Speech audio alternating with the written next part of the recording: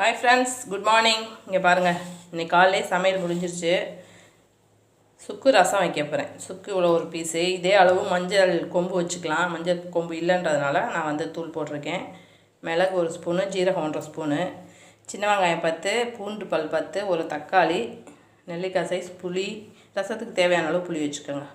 இது தாளிக்க மிளகாய், வெங்காயம், கொத்தமல்லி, கருவேப்பிலை. இப்போ எப்படி செய்கிறதுன்னு பார்க்கலாம் வாங்க.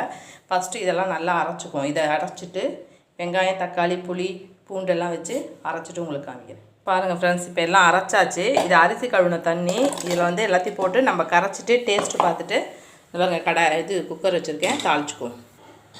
தேவையான அளவு உப்பு போட்டாச்சு. இப்போ கரைச்சிட்டு டேஸ்ட்டு பார்க்கலாம்.